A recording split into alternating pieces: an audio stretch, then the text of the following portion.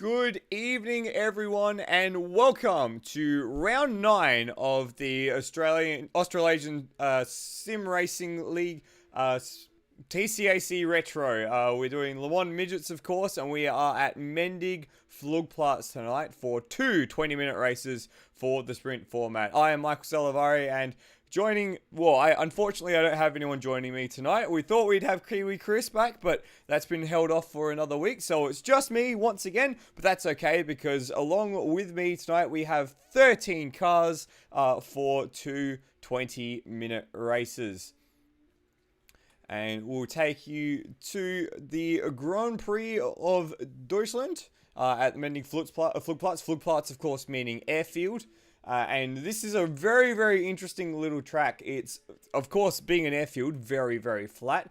There's a severe lack of any sort of discerning features. So a lot of drivers have commented so far that they're having a little bit of trouble figuring out which way the racetrack goes. But once you get the flow of this place going, it does feel pretty nice. The drivers have about 15 minutes left in practice, so while they are sorting themselves out, we'll have a look at the point situation in each of the class, and we'll start off with Class A, where it is a very, very close run thing at the top of the championship between Cracker and Steve Bolger, separated by only 7 points. That gap opened up last round out at Le Mans after Cracker had two very, very good races there, but interestingly, tonight, there is no Steve Bolger. So Cracker, if he has a half-decent result tonight, remember, he only has to compete against the Class A machinery. He could very much wrap up the title this evening. Things have gotten very, very tight in Class B with only a single point separating Turmo and Will Devonish after a frantic Le Mans round last time out. Devonish had a little bit of a shocker, dropping away from a decent lead to be now 1 point behind his teammate. Both drivers are in the server tonight. Turmo has had a little bit of a problem with his new setup, so he's trying to work his way around that. At the moment, Devonish is the quicker driver, and we'll see a little bit more of that, but that is a very, very enthralling battle right at the tail end of the championship. And then in Class C, Mike Coulson unable to pull a Jochen Rindt on everyone. He's still sitting in England away from his sim platform, unfortunately. So, again, we wish Mike all the best. Hope you're tuning in, Mike. But it is now a battle between Benjamin Rhodes and Cam Rutledge for Class C honours overall. Rhodey with a 13-point advantage, whereas Cam has been consistently the faster car when he's had time to put some practice in. Let's have a look at the format for tonight's races. We are at the Mendig Flugplatz racetrack. It is a short circuit, 3.1 kilometers, and a short lap as well, about 1 minute and 30 seconds. So we're looking at around 15, 16 laps over the course of the 20-minute races this evening. Qualifying will be 15 minutes, and then we'll have a short break before race 1, and a bit of a longer break in between. We'll have another feature as well, continuing our series of stories and look backs on the stories of these cars and the drivers of these cars back in the Group 6 and Group 4 era of the late 60s and early 70s. And I think that tonight's feature might raise a few eyebrows in a good way, which would be nice. This circuit's characterized by those two long straights, which are, of course, the airstrips, the runways for the planes, of course. Flugplatz meaning airport. And then the tight access roads. You can see the section right at the top of the screen. With those tight 90-degree left-handers. It's actually a very, very narrow run in between those two corners, and then again using the access roads on the back half of the circuit. Front left tire really takes a pounding around this circuit, and so we'll have to keep that in mind as the day goes on. What we'll do, seeing as he's just about to start a lap, is we'll jump on and have a look at Cracker, who's currently second in the timesheets. We'll have a look at him take on this circuit. So it's a very early break into turn 1, braking at about the 4 board. And then it's the tight left-hander, this very narrow access road. And then the right-hander to bring you back along the short chute into another little bit of an access road here. And then this swooping left-right chicane. He goes all the way over the curb there on the inside. And then back onto the access road and this tight hairpin. I was taking this in first gear when I was doing my laps. But Cracker looks to be getting a little bit of pace up. Now this is a cool section of the track. Very, very fast swing back onto the runway. And then you've got to come all the way across the track to brake for another turn onto the access road here. An open little chicane here, clip that first entry point, clip the second one, and then run and use all the curb on the outside. You can even use a little bit of the grass on the outside as well there. And then here's the run into the last complex of corners. A very, very late apex left-hander that kind of keeps going, and then tightens much quicker than you expect it. And then this cut back onto the main runway.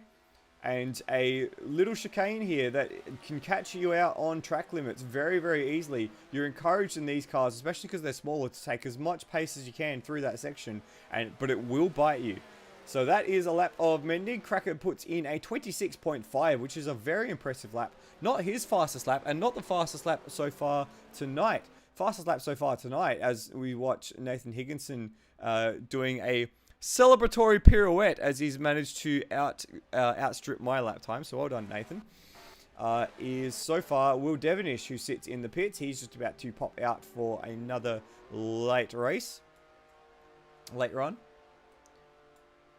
with just under 10 minutes in the session. And we've got news coming through from Bolger saying that his flight has just landed. So unfortunately not able for him to join us tonight.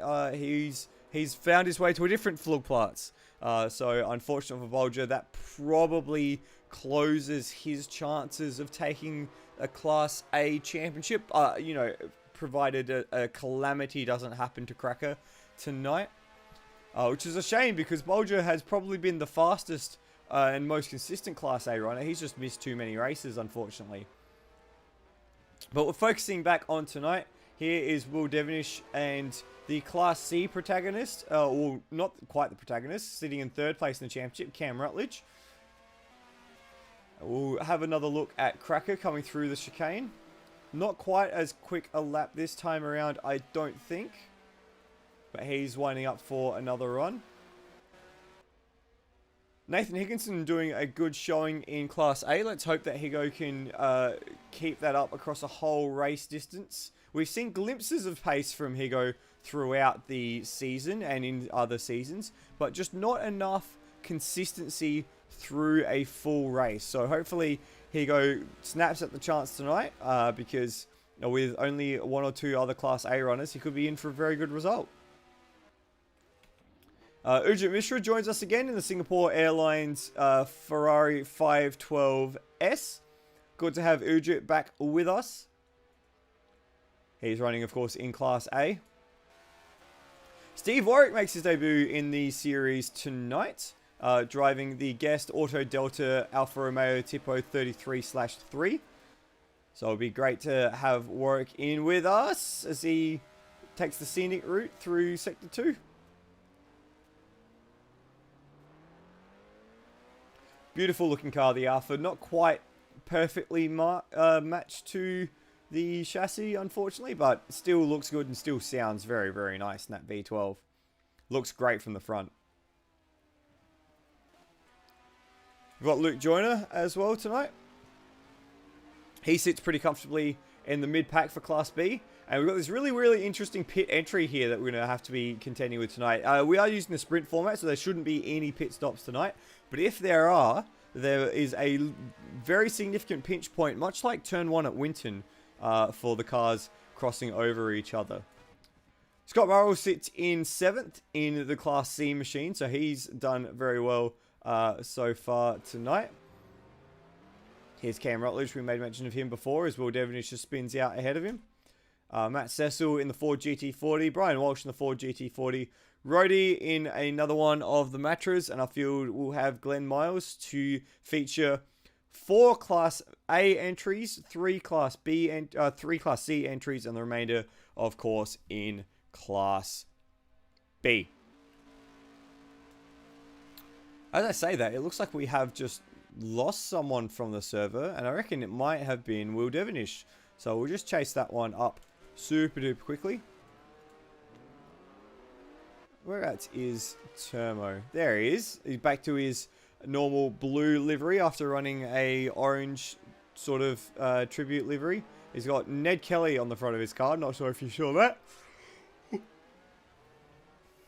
Pardon me, it's been a long day already.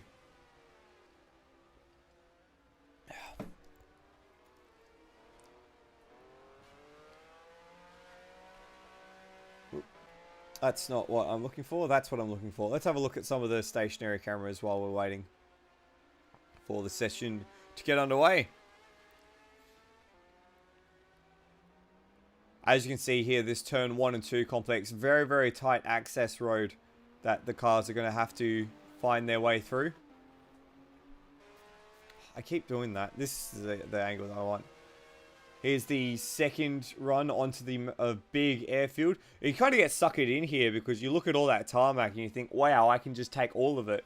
But immediately after getting onto here, you've got to swing the car back over to the left to brake for the tight right-hander. And as well, that corner there, if you get anything on the grass, it counts as a track cut. So it's very, very difficult to make sure that you get the right pace in the right direction for this run here.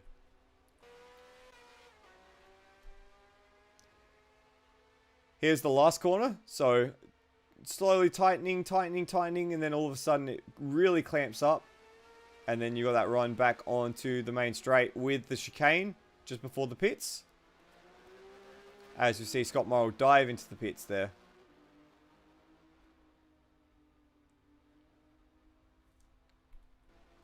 And here's what that chicane looks like from the other angle. As you can see, really, really big curbs. And with these cars being as light and as nimble as they are, they really encourage you to take a lot of curb. But that last one in particular will absolutely eat you up in terms of track limit violations. We'll stay here and see if we can catch a car coming through. Maybe, maybe not. In fact, they might have just jumped into their driver's briefing. A lot of the cars are off the circuit now. So while they do that, we'll just head back and have another look at the track map. So you can see the characteristics of the track are these two long full straights. Actually, we'll just go back and watch Nathan Higginson demonstrate for us this little chicane at the back. It took a lot of curb in that second part. And we'll just keep a willing eye to see whether or not he got a track cut violation for that.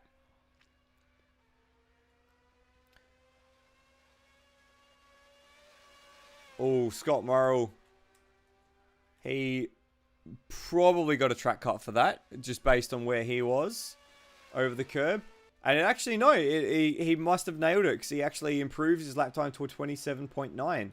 So this is interesting. It's a very, very compressed field in terms of Class A, B, and C.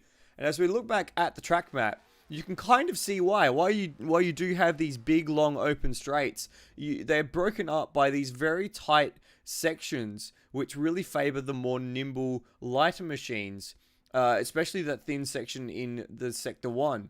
So it's going to be a real interesting mix to see who can make the most of their car's advantages. Remember, of course, that some of these cars are also carrying additional weight as success ballast.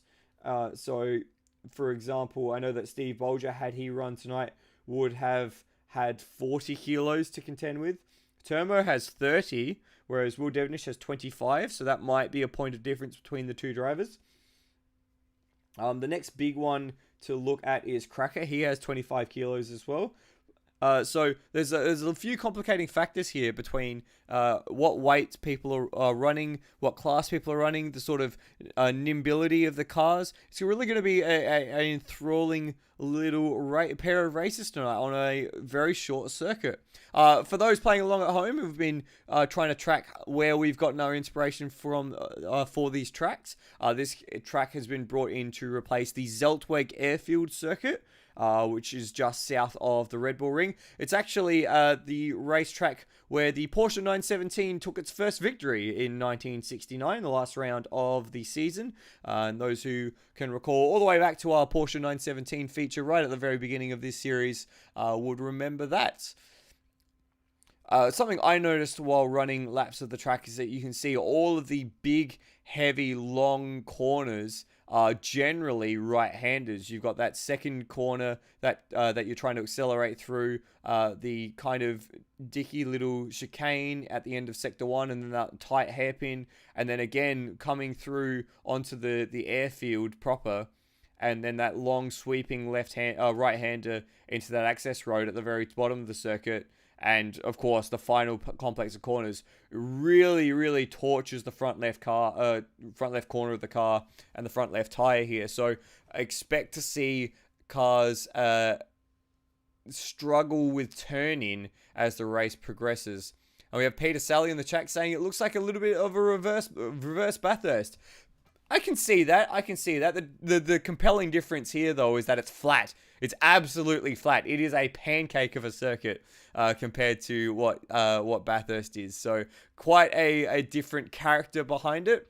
But surely something that as drivers get more used to and more accustomed to, because I think this is one of the default tracks in the game, but it's certainly not something that I'd seen prior to tonight. And I doubt that many of the drivers would have run any practice solo. So it would not surprise me at all to learn that for a lot of drivers, they'd be seeing it for the first time tonight. And there was certainly an orientation period where everyone was trying to find their way around the circuit and actually figure out which way the track goes next. And I think the lap times will continue to improve over the course of the evening as everyone gets their head around the circuit. We are only moments away from qualifying here for tonight's first race of the evening, the first of two 20-minute races. We do have Luke, I'm going to guess that's Luke Joyner in the live chat saying no practice. Of course not. Who has time for practice these days? Especially solo practice. That's no fun. So first of two 20-minute races, of course, progressive grid into the next race. And we should hopefully be able to bring you that very, very shortly. I'll just quickly check to see if there is anything that seems to be happening. There we go. It looks like we have crossed into the session. So we will position ourselves nicely to catch the cars as they head out onto the circuit.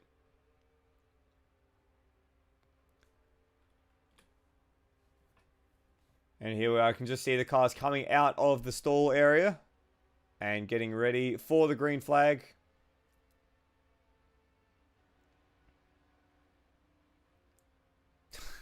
I think that's Scott Murrell, who's just taken the scenic route through the grass.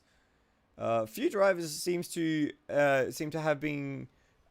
Let me try that entire sentence again. There are a few drivers there who seem to be suffering a few lag issues, or maybe the server's suffering some lag issues. So we'll just keep an eye on that and hope that that sorts itself out over the course of the evening. But a very beautiful grid just slotting themselves together as we are away now for qualifying. 15 minutes to set the grid for race 1, progressive grid into race 2. All the classes will start together, but they are scored separately. As the chorus of V12s and flat 12s and V8s make their way out onto the circuit.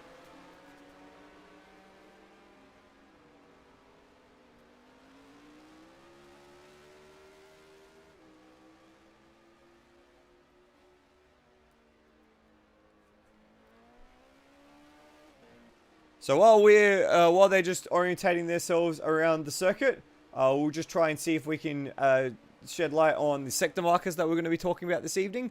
The first sector runs from the main straight, you can see just over there, through that first pair of corners, and then through this right-hander, and just to where we are now is basically the first sector mark. just before the transition, the change of direction into this section of corners. The next sector starts at that point and then has the swooping run onto the airfield. As we watch, I think that's Luke Joyner.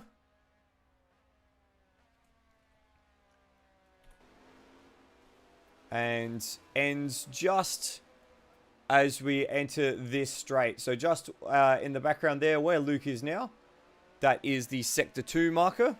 Then, of course, Sector 2 runs from that mark around the back corner of the back pair of corners into the chicane and on to the main straight. So let's go find our drivers. Brian Walsh and Matt Cecil representing the Ford GT40.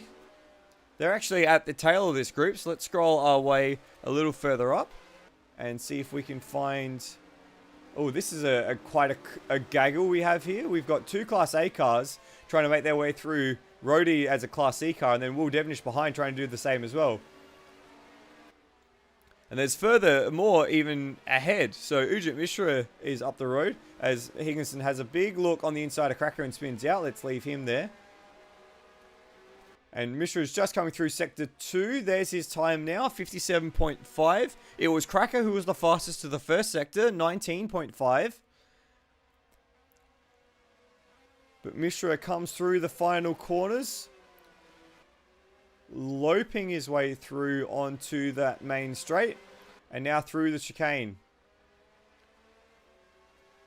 Takes a little more out of the car than he might have liked. Trying to get to the grid, and it's a 28.6. That's the first marker point. That's immediately eclipsed by Cracker, who goes to 26.1, which is almost the fastest lap of the night. Only one driver made it into the 25s in practice, rather, and that was this man, Will Devenish, who seems to have come into the pits, it appears. Oh, he's just coming out of the pits. Very interesting there.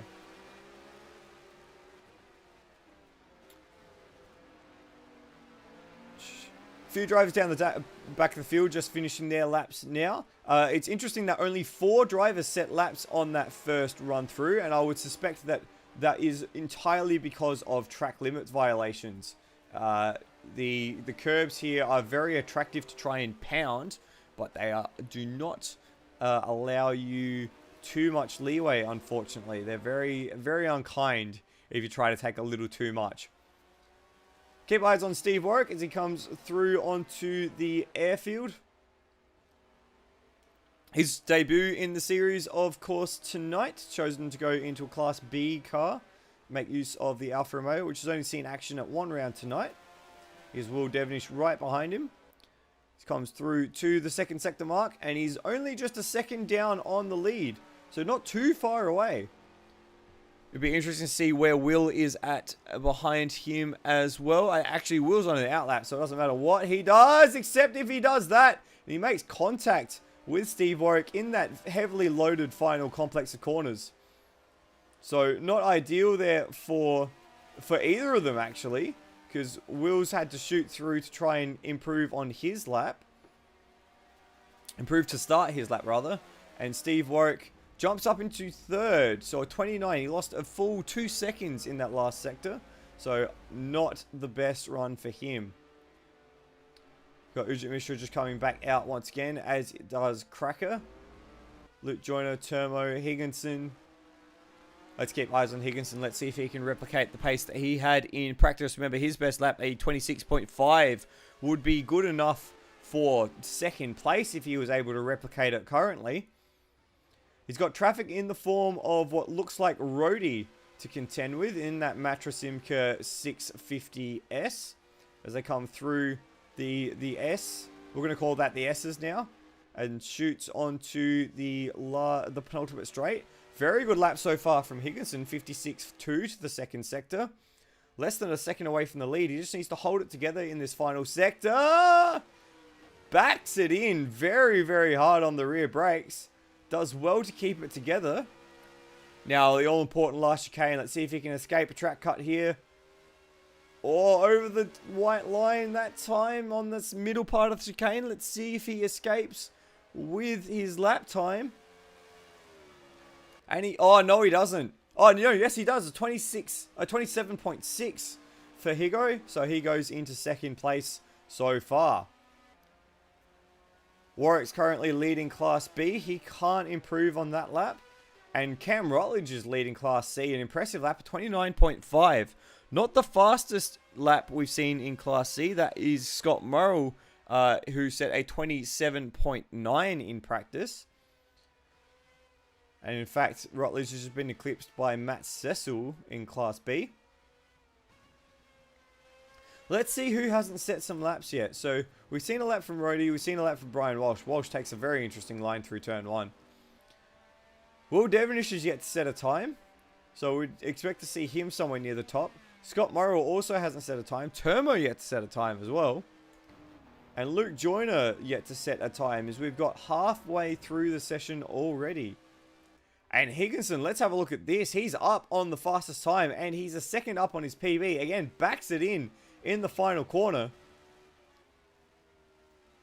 Clips that apex nicely. And once again, it's about this chicane. Let's have a look. You could hear a feather on the throttle, but he did well to get through there. Let's see what Higo can do as he comes up to the line.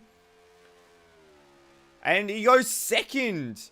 26.6, so just a tenth away from his best lap. And he backed it into turn 1 as well, so he's pushing on. Let's see now what some of the drivers who haven't set lap times can do.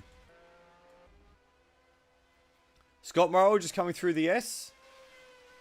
That beautiful sounding Matra engine.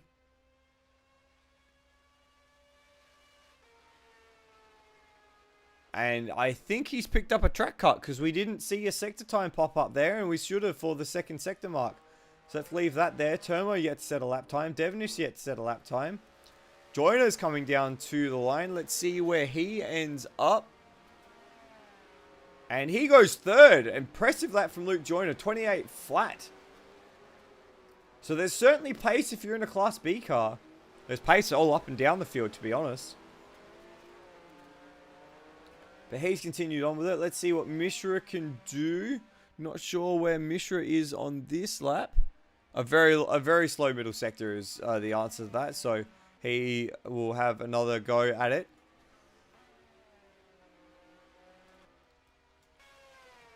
Let's see who else we can pick up. Let's have a look at Matt Cecil here in the leading Ford GT40 at the minute. Nice and controlled through that first complex of corners. He's about to hit that first sector mark.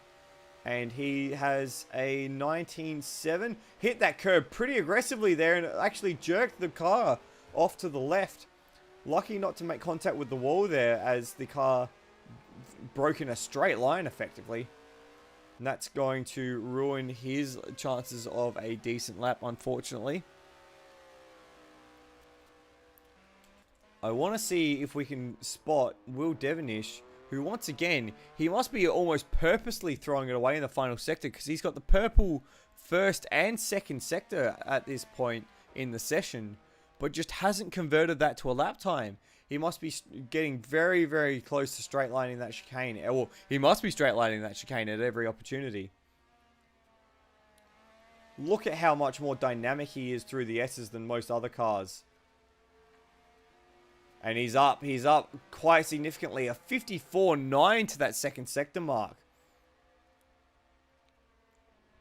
And he throws it away. He just gives it away. He might just want to be starting from the rear of the grid because he has an ego like that, as is one for Will Devonish.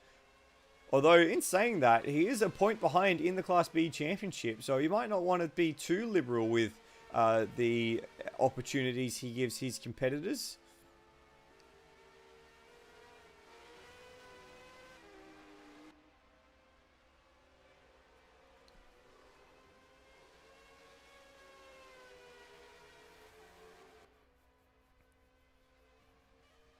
Got eyes on Scott Morrow here, but I've also just got a eye on the timing screen for Cracker, who has set a personal best first sector.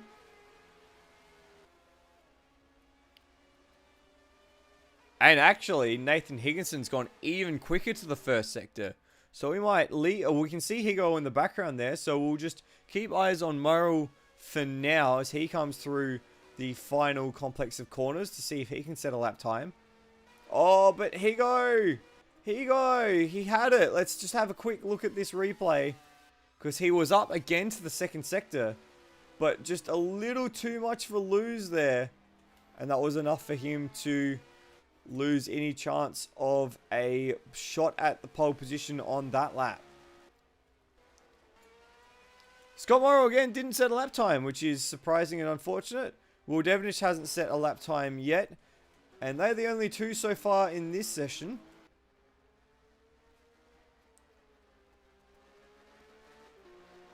Cracker is winding up for another go at it, it appears, after picking up a track cut in Sector 2.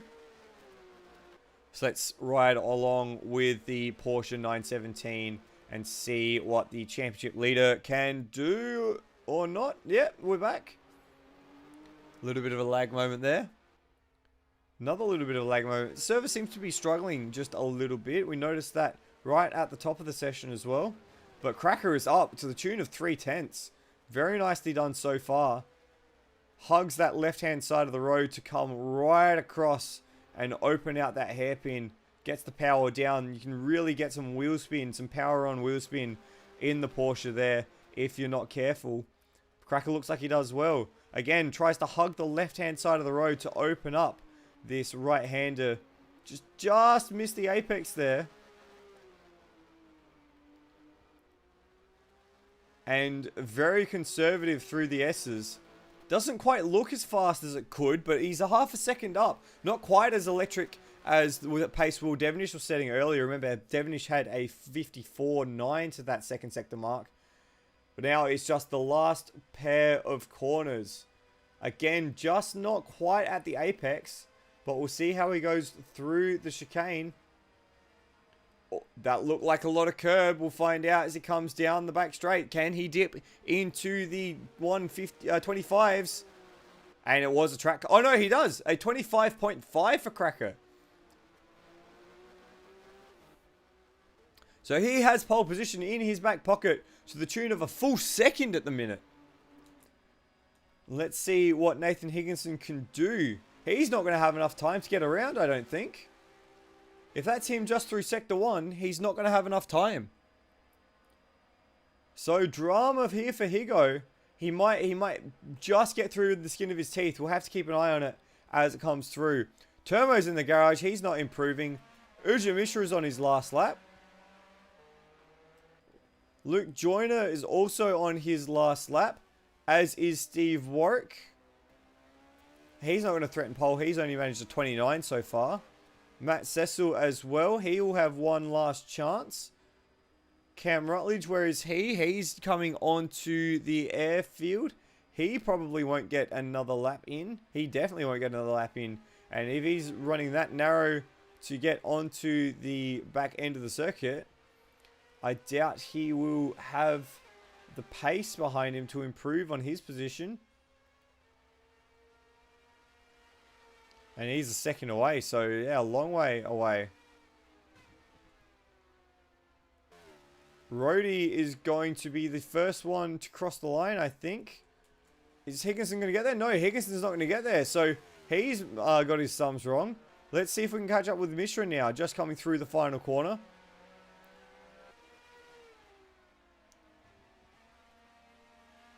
Oh, too much curve in that last corner, Mishra. And I don't think that's going to count, unfortunately.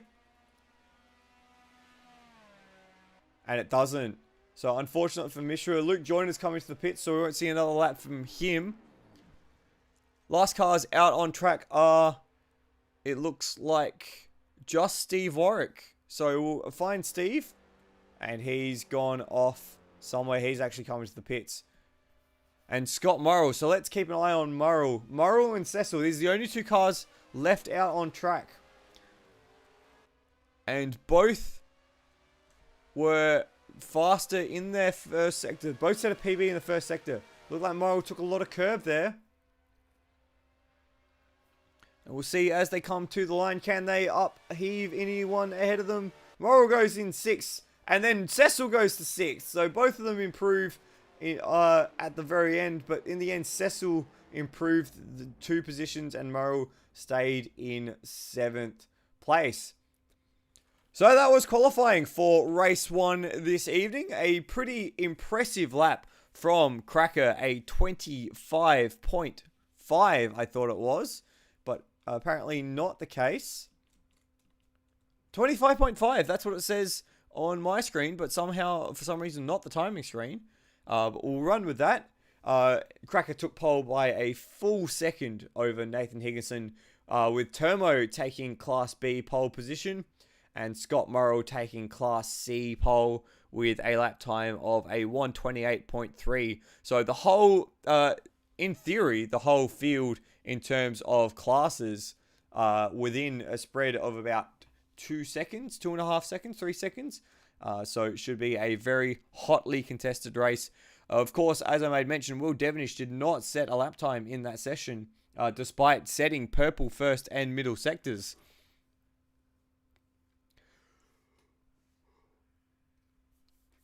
So that is a interesting one for Will. We'll probably see him scythe through the field and be very, very effective in race 1.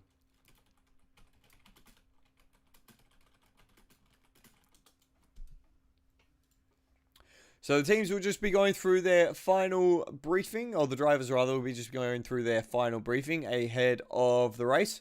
Just a reminder of those championship positions.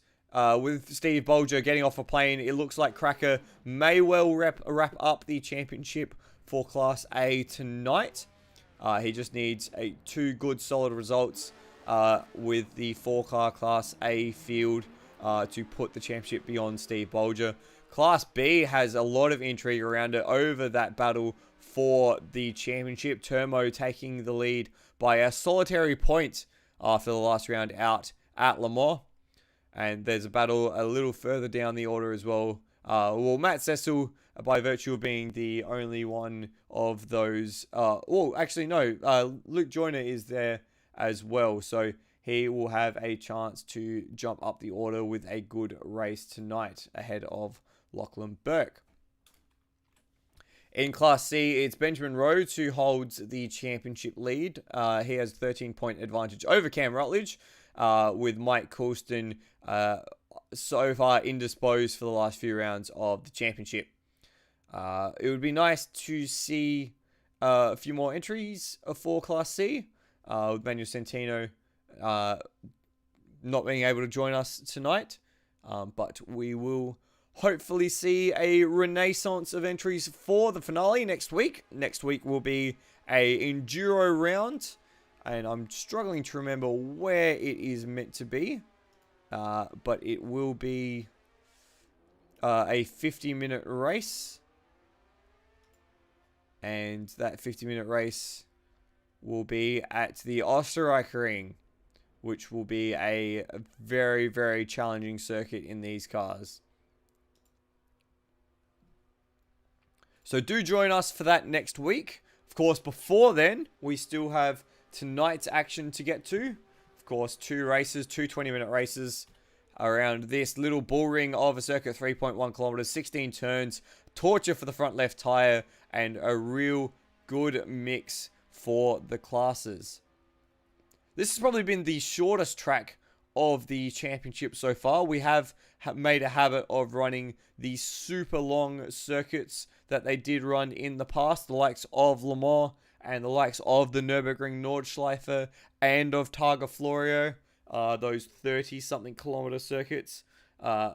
We have made a habit of running longer versions of tracks. I recall the VIR Grand West, which we had, I think, 7 lap races, which was very, very funny. It is a little peculiar seeing 7 lap races in 20 minutes. But in any case, I do think that the shorter racetracks have produced slightly better racing for this series, and I hope that that trend continues for tonight. Of course, that we can't forget that incredible race at Brands Hatch, which was probably the race of the season on the shorter circuit at Brands Hatch GP. With the Class B and the overall victory sewn away up pretty nicely, but the Class B battle between Will Devonish Turmo and Leonard Gersel for the entire second half of the race was absolutely something to behold. Yes, Imola as well was an enjoyable race on a slightly shorter circuit. It's been a very interesting mix of circuits, and I do have to commend the series admins for the calendar they put together. We have had one or two little glitches with the tracks, particularly that little hole in the track at Le Mans, which certainly threw up an extra little bit of a challenge. One that Lewis Wedding in particular wasn't happy about if you were watching his stream of the race. He was very vocal in his displeasure after getting caught in the hole and also impacting Luke Joyner. But I will go on record and saying I still think it was worth running Le Mans. Yes, the track was a little broken, a little bit out of proportion, but the racing and the fun of the series was still at its maximum. And I think that's the most important part about a series like this, is make sure that you're having fun while doing it. And I've certainly been having fun getting these cars out for a practice session once or twice, schooling people every now and then with my Switch controller. It has been a lot of fun, and these cars do flow very, very nicely. So if you have been watching us over the course of the season and you do want to give it a go, you can download this mod. If you find the Australasian Sim Racing League, I think that's what it's called nowadays, the Australasian Sim Racing Facebook page or Facebook group, you can get access to the Discord server, which will give you access to these mods, and we would be absolutely happy for you to join us at TCAC for a bit of fun. I mean, you know, there's certainly people here who take it seriously, but it is, at the end of the day, just a bit of fun. As it should be.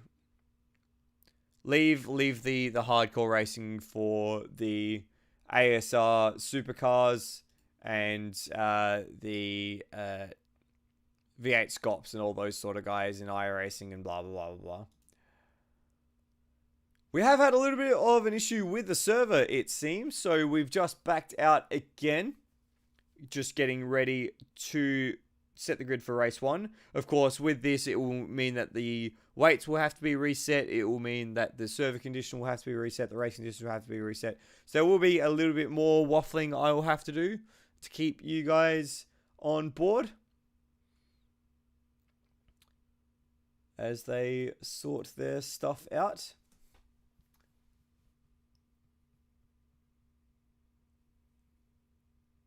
Might even give you just a little brief, do I want to do that? A little brief look ahead to the feature for tonight.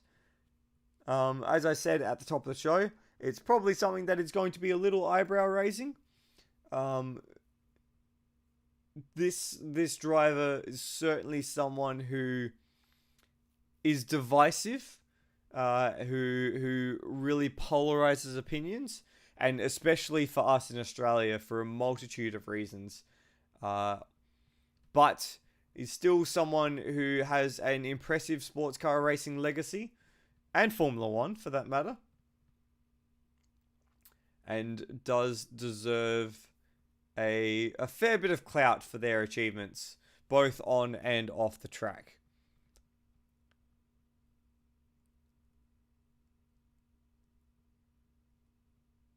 Hello, Rody. We'll just hang on. I'll just get you to come through on our broadcast. Rhodey's just joined us in the booth. Hello, Rhodey. Yeah, just putting an update out there. We were experiencing some weird little jitter lag kind of stuff with the server for a couple of people during qualifying, and it's starting to sort of spread a bit in warm-up. So we're just doing a server reset just to try and clear some stuff. I think Will's doing a reset on his modem just if there's something a little buggy stuck in a system somewhere. Yeah. It's not game breaking lag. It's just not pleasant. I think. Yeah, Matt lost something like a second on his fastest lap because of some lag. So yeah. we're just trying to sort that stuff out. Fair enough. We did notice that in the broadcast. Yeah, so good to see that. Hopefully, we can iron that out. Rody, just while you're here, your thoughts on the track so far? Did you do any prior running before tonight? No, it's like one of those things where I should have tested every track, but the back half of the season, aside from Le Mans, has been all stock content, and stock content for the most part works. So the last time I've driven here, we've used the airfield before in plebs to play a game of infection because the outside walls of this track go to the edge of the edge of the airbase. So if you turn track cuts off, you can, and wrong way, you can go and play a game of infection using the entire airfield. So we've done that before. The last time I was here for a race was the ARW Gold Star Challenge in 2019, and they ran the stadium truck layout with stadium super trucks. And I think Brenton Hobson won the first race, and I think Foley won the second race. Oh wow, that must have been an experience at this track. You're actually taking off just a little bit. Oh yeah, it's very appropriate for an airfield circuit to have a super trucks. Have a super trucks layout. There's something I will raise as well, if you haven't already picked up on it. The airbase is a real airbase. The track is not real though. Okay, cool. We're using it as a stand-in for Zeltweg, which was traditionally the lead-in to, well, not so much the lead-in to, but it was the last round, I believe, of the WEC seasons before the Red Bull Ring was completed. Yeah. Which is where we're going next, or the Österreich Ring. And there is actually a copy of Zeltweg out there, but apparently it's not great. So it's just not safe an airfield circuit. It has the same kind of characteristics. It's just got more corners and a bit more complexity than Zeltweg. But yeah, we should have the server up again soon. Speaking of the complexity, I found that once I got my head around the track, there was a lot of liberties that you could take in certain areas, particularly that run through the sort of S-curve into that final section of the track. Where have you been able to stretch the track limits, and where does the track limits kind of come back to bite you around this circuit? So one place I didn't think I'd get away with as much as I can, although it's a bit of a roll of the dice, is through the last chicane. Okay. You can't touch the last left-hander. That's very much like a Wall of Champions left-hander. You so much as whiff over a cut, and it's whiff over the curb, and it's a cut. But on the way into it, where the walls come up to meet the curbs in the initial part, you can more or less hack the shit out of those. So you make a little bit of time there, but with the cars being as light and twitchy as they are, you risk looping your car on it. So it's a bit of a dice roll. It's probably better for qualifying. It's not something I'm necessarily going to do on the race. One of the track cuts that bites you back, though, is the left-hand kink coming out of the taxiway onto the parallel runway. Yeah. Or the perpendicular runway. The big wide runway. The big wide left-hander coming onto that big wide runway. I think it's sort of about halfway around the track. Yeah. And we'll just bring up the track map. So the one that Rody is referring to is that kink just left of center, basically coming back down the track. Yeah, the one after the right-hand hairpin, and it's basically between two. It's between a hairpin and a 90-degree right-hander. But you'd think, you can get away with putting, maybe two wheels on the grass through there. No. The track cut goes right to the edge of the taxiway and right to the runway. There is no rounding to that corner. You have to take the track the entire way through there. So a couple times I thought, just be cheeky. It'll be fine. It isn't normally a track cut. No. You so much as brush the grass there and it's going to ping you. Yeah, fair enough. Did you get any chances to do some longer runs and sort of see how the tyres evolved? Because I noticed in my practice session earlier on that the front left tyre takes a beating. I didn't get a chance to personally. I have heard from others, though, that your front left takes some pounding. That makes sense because there's a lot of high loading right-hand corners at this track. The only the lefts are all sort of relatively high speed kinks in comparison, aside from the first corner. So there's a lot of sections that's going to load the right hand. So the left hand front's going to it's going to load the left side. So the left front's going to take a bit of a pounding. It's a shorter race than it's the regular sprint layout. It wasn't like last round where we sort of did a sprint layout on the fly. again, if anyone's going to have tire issues, unless you're really just a really aggressive car driver on your tires, it might be Class A. So maybe Cracker will come back from trying to do 125s and maybe do 126s, 127s instead. Yeah. Or Higo might struggle, especially with how he tips the car in. Yeah, like and Higo, and I've mentioned this before in other series. Like Higo has hit a point recently where he seems to favour when he's under pressure to start overdriving the car, and that can cause mistakes. His main competition, like he recognises, and I believe when he was saying this in qualifying that another lap or two he might have had Cracker, which would make sense because Cracker is running weight and he isn't. But his main competition from where he's sitting is as long as he can beat Ujit and try and get second in the points, that'll help him out a little bit. He hasn't run a lot of rounds this season, so it's not really going to do too much for him unless he can get some good results. It might swing him a couple of points, a couple of positions further up, but I think at the moment he's currently 4th in class. Something along those lines. He's just going to beat Glenn, who I think has made more rounds than Higo, or the other way around. But Steve and Cracker are, I think, out of reach from him at this point. Yes, that is the case, and Cracker might put himself out of reach of Steve. And that sound you can hear in the background is cars firing up because we have the server open once again, and it looks like things are about to get rolling. So thank you very much for joining us, Roddy, and we'll let you get back to it. Can you give us just a quick ETA until the race start? So once we've got everyone back in the server, we'll probably just make sure everything is good. I imagine once you're ready, we can probably roll. Once we got the weight set and the grid set, we can probably roll out from midway through practice. So basically just as soon as. Cool. Well, hopefully that won't be too far away. Thank you very much, Roddy. That's all right, buddy. Good luck. Thank you. You too. So while everything is sorting out, we will just go back to see a bit of practice once again, and importantly, pick up on another driver that's joined the field, Lachlan Burke. So as I was saying earlier in the evening, that Luke Joyner might have a chance to jump a few positions in Class B, particularly over Burke, who wasn't here. Well, now here he is, and just a reminder on Class B, there are the points. So Burke and Joyner are separated themselves by 1 point, much like the pair of championship leaders. So that is an important little distinction to make as we go back to practice. At the moment, it looks like we've got all 14 planned drivers in the server. So once everyone gets their weight applied, we shouldn't be too far away. And while they do that, I'm just going to have a bit of a play with the trackside cameras and see if I can get any particularly cool shots. I like that one through turn 1. I like this one as well. You got the sort of a tower over there with the planes, and then you can see the cars through basically the entire first sector. Look at that. That's very cool.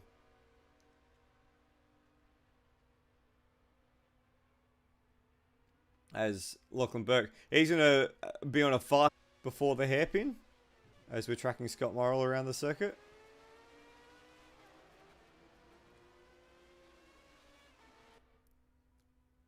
And this is the corner that Rody was talking about. That little left-hand kink onto this wide runway. And if we can find a better view of it, I'll see if I can scroll through and find one. No. It's not quite where I want it to be as we've advanced the session. So we'll have to save that for later. Well, this might work. We're on the wrong end of the circuit though. Is this... So yeah, this one directly below us there. That swing through the left-hander.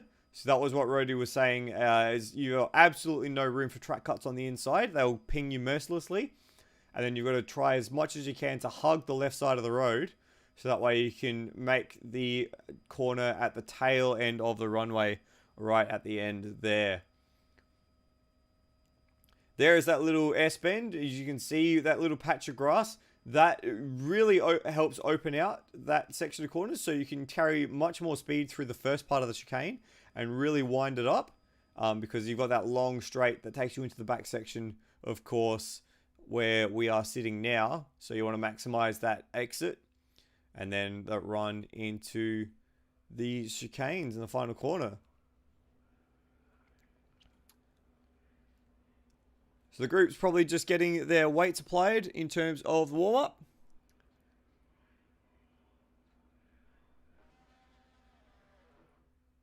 And we will soon be ready to go, I hope. So we just take in the ambiance of Mendig.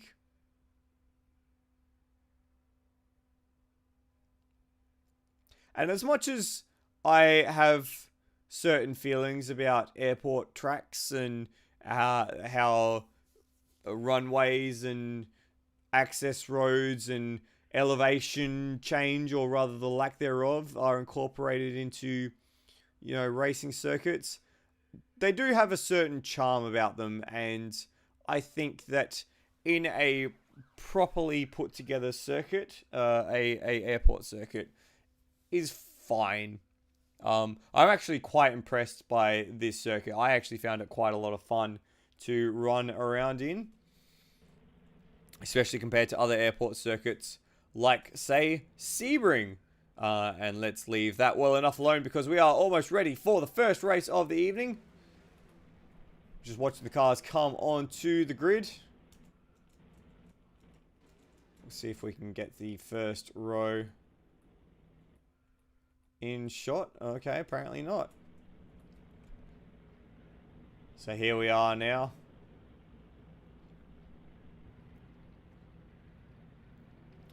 Shouldn't be too far away from the first race. Just waiting on both of our front row protagonists. And here they are. So we should be about to get underway. We're missing a car, it looks like, on row 7.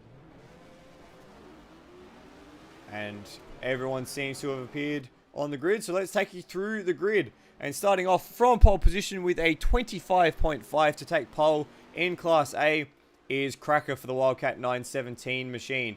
He has a chance tonight to clinch the overall championship for Class A cars, with his direct competitor not here this evening. So he's looking for a pair of good results to put him out of harm's reach. Nathan Henderson qualified in second. Very impressive lap time for him. Let's hope he can keep the consistency for a full race. Turmo leads off Class B from third overall. He currently holds the Class B championship lead by a whole single point over Will Devonish. Urgent Mishra makes his return to TCAC Retro in the Ferrari 512. We have all of the all of the Class A chassis represented tonight, which is very exciting. He starts from fourth. Luke Joyner in the second of the MHRT cars, and the second of the Ferrari 312 starts from fifth. And he has Matt Cecil for company on row 3 in the Ford GT40. Scott Morrow leads off Class C in the number 661 Matra Simca. And he has Steve Warwick in his TCAC debut tonight, driving the Alfa Romeo for company. Cam Rutledge is in ninth place and second in Class C. And he is chasing down Rhodey for the Class C championship. 13 points the gap between the pair of them, 1 position the gap on the grid. Brian Walsh starts out of 11th place in the Ford GT40, the Wildcat GT40, ahead of Glenn Miles, who starts down in 12th. Lachlan Burke, late comer to the session, lucky that the session had its problems to jump in the server. He starts from 13th, and we had no lap set from Will Devonish, so he will start from 14th on the grid. Remember, he is 1 point behind this man, Turmo, for Class B championship honours. So as the field get gridded up, we will make our way down to turn 1 to make sure that we catch what is sure to be a frantic first corner with how tight it gets. You just see the tail end of the grid getting together. 1, 2, 3, 4. And we're away. And it looks like a pretty decent start from both of them on the front row. Higginson's going to go very deep into turn 1, backs the rear in, and takes the whole shot. And there's been a crash in the middle of the pack. It's been Rhodey that gets spun around. Everyone else seems to have made it through mostly okay. And Will Devonish already up 5 positions. Let's quickly see what happened to Rhodey if we can. So off the start, just made side-to-side contact with Cam Rutledge, and that was him around. And he looks like he's gone around again. It's a calamity as they come through towards the hairpin. Scott Morrill gets pushed a little wide. And he's getting blue flagged for some reason. I'm not sure what's going on there. Maybe he's gone off track somewhere. Apparently he's faded through the wall, it looks like, because he's not had a lap or get registered at all. As Rhodey spins again. Looks like we might have a few more little lag issues as the group comes through the S's. But this is all academic to those up front, is it? Apparently not, because Nathan Higginson is showing somewhere well down the order at the minute as cars go off left, right and centre and we're losing them. At the moment it shows Cracker in the lead. I think based on the calamity we saw in the background there, we might be getting a server reset.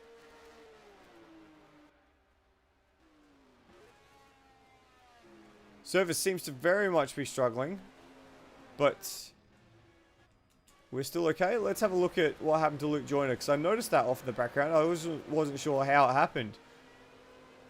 Coming through the last section, it looks like he's just sort of apparated into Glenn Miles and has resulted in a bit of a flip there. So, fortunate for Luke.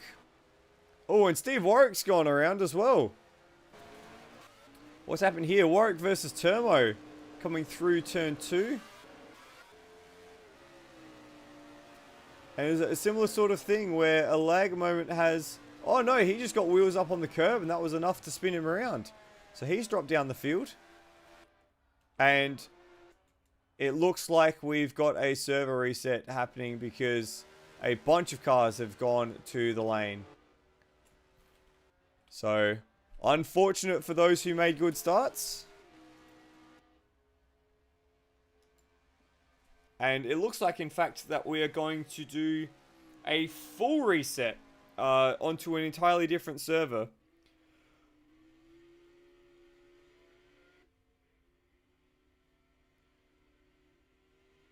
So, while they sort that out, it gives us a bit of a chance to jump on with one of our features for the evening, for our only feature of the evening. And we will have a look at one of the most polarizing figures of the current F1 paddock. An Austrian former driver who is now part of a championship winning team. Let's play a game, shall we? Who is this person? An Austrian born in the mid-1940s who grew up in Graz before failing out of school and then becoming a race driver, winning the biggest race in the world before his budding career came to a premature end. Yep, that's right, you guessed it. It's Dr. Helmut Marco. Wait, you thought I meant Jochen Rindt? Well, funny you should say that. The pair grew up together in the capital of Styria, and not only that, they were best friends. Bonding over mopeds, parties, and girls, of course, Rindt and Marco sped through their teen years together, getting into and out of trouble as the youth does. Rindt, an orphan taken in by his grandparents, had a reputation for being fearless and impulsive, and Marco was his partner in crime. In an interview for Red Bull TV, Marco said other parents didn't necessarily want to see their children with us. But with their grades suffering, both got sent to boarding school in an effort to get them to straighten out. It was here that they got their first taste of driving. After Rindt broke his leg while skiing, a chauffeured VW Beetle was arranged to help him make the journey from the boarding house to the school. It didn't take long for the pair to convince Rindt's grandparents that the chauffeur was unnecessary, and the pair honed their craft on the 10-kilometer journey through the Koppen Pass. But just prior to their graduation, the boarding school lost its official recognition, resigning Marco and Rindt to failing their exams back home. Instead, the pair set off to Germany in Rindt's Simca to watch the 1961 German Grand Prix. This event became the turning point for Rindt. Fueled by the desire for what he had seen, Rindt travelled to England to pursue his dream. Marco, on the other hand, studied law, graduating with a doctorate in 1967. He then started racing himself, firstly Formula V and touring cars, before getting an offer to race at Le Mans with Porsche in 1970, alongside fellow Austrian Rudi Linz in a Porsche 908/2. The pair finished third overall and first in the Group 6 class, a very impressive debut for Marco. But then tragedy. During practice for the 1970 Italian Grand Prix, Jochen Rindt's Lotus 72 pitched left under braking into the parabolica, hitting the guardrail head-on, which then split apart. Rindt was killed, and Marco had lost his friend. In a twist of fate, a chance meeting with Jochen Bonnier, who delivered the eulogy at Rindt's funeral, led to a Formula 2 offer for Marco. Literally at the funeral. Literally at the funeral, he was offered a drive in Formula 2 for Écurie Bonnier. Marco would make his F2 debut for Écurie Bonnier at Hockenheim before scoring his first point at the Nürburgring before another tilt at Le Mans in Porsche in 1971, this time with the 917K, with the Dutchman Gijs van Lennep. After an early delay, the Martini Racing 917K took advantage of troubles for the Ferrari 512Ms and the JWA Porsches to inherit the lead overnight, and with perfect conditions for racing, completed an incredible 397 laps of the Le Mans circuit, winning by 3 laps over Atwood and Muller, and in the process, setting a distance record for the 24 hours of Le Mans, a record so substantial that it was only broken in 2010. Marco's result at Le Mans earned him a call-up to the F1 Écurie Bonnier squad for the German Grand Prix, although contract disputes meant he didn't race. A few weeks later, in his home Grand Prix, in his home province, he made his full F1 debut driving a BRM P153. Despite retiring, he made a good enough impression on Lewis Stanley, the team owner of BRM, to be invited to complete the season with the team. For 1972, Marco had moved up the BRM hierarchy and moved across to Alfa Romeo's Alta Delta squad for the sports car side of things due to the change in sports car regulations. His best F1 result came at Monaco with an 8th place finish, but a standout drive at the Targa Florio, where he set the fastest lap of the race in an effort to close a 2-minute gap on the leader, finishing only 17 seconds behind, saw him break out into the mainstream. Only 6 weeks later, Marco was given the new BRM P160B chassis for the French Grand Prix. The new chassis wasn't as roomy as the P153B that Marco had come from, and he sat much higher in the car, exposing his head above the cockpit. While trailing Emerson Fittipaldi, Helmut was hit by a stone that Fittipaldi's Lotus kicked up. The stone pierced Marco's visor and hit his left eye. Remarkably, Marco managed to pull over and stop the car before falling unconscious, but the incident left him permanently blinded on one side, and as a result, brought his racing career to a premature close. Just as an aside, the driver who replaced Marco at BRM for the 1973 season was another young Austrian, called Niki Lauda, who went on to become, well, Niki Lauda. While that race at Clermont-Ferrand brought an end to Marco's driving career, it didn't halt his involvement in motorsports. After building a fortune in business, owning 2 hotels in his hometown of Graz, Marco started managing drivers, including Austrians Gerhard Berger and Karl Wendlinger. He then started his own race team in 1989, RSM Marco, competing in Formula 3 and Formula 3000. Around this time, his relationship with Austrian businessman Dietrich Mateschitz began to flourish, as did Mateschitz's business venture, Red Bull. For 1999, RSM Marco became the Red Bull Junior team, and Marco became the overseer of the Red Bull Driver Development Program. Since then, in the last 22 years, he's kick-started the careers of many drivers, most notably, of course, Formula 1 World Champion Sebastian Vettel and current challenger Max Verstappen, but also the likes of Le Mans winner Sebastian Buemi, Formula E champion Jean-Eric Vergne, and of course, Australians Mark Webber and Daniel Ricciardo. And while he's looked at nowadays as a stern and bullish driver manager, Dr. Helmut Marco's legacy is so much more than the gruff face on the Red Bull pit wall. And it would be smart to remember the daring ruffian of his youth. The the fastest man ever at Targa Florio, the Le Mans distance record holder, the man who lived a dream.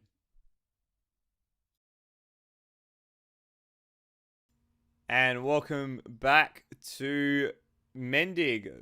Yes, Helmut Marco, very interesting, very polarizing figure, and someone whose career, another driver whose career got cut short by an unfortunate injury due to a crash. And his injury, in fact, was so substantial.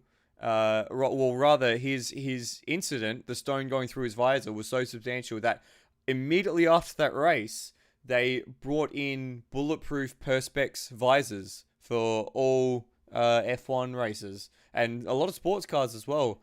And that was thanks to the work by Jackie Stewart, who was a very outspoken driver safety advocate for motorsports around that time, which was entirely necessary because, you know, the safety of motorsports, particularly through the late 60s and early 70s, was almost non-existent, truth be told. It's a far cry from what we have today. I just on that feature, I made mention of a Red Bull TV or a Red Bull article. You should definitely check that out. It tells an absolutely fascinating story of the party boys, Jochen Rindt and Helmut Marco, growing up together in Graz. And there's a video that goes along with it, a 10-minute video wherein they get Helmut to drive the same pass that they used to drive in the Mini between the boarding house and the school. And they do it in a absolutely gorgeous Porsche 356B, and it's just a beautiful piece of machinery. But, you know, they interview Helmut while he's doing it, and they talk about his friendship with Rindt, and then why they went to motorsports, and, you know, how their attitude towards motorsports and life kind of propelled them through their early careers. And then there's a very touching moment where they talk about Rindt's death and the accident and how Marco heard about it, and it was a very touching moment of emotion from a man who is nowadays seen as such a stern and cold and stoic figure in the pit lane. So I found that very, very touching, and I do recommend, I think it's, if you just Google Helmut Marco Red Bull, it should come up.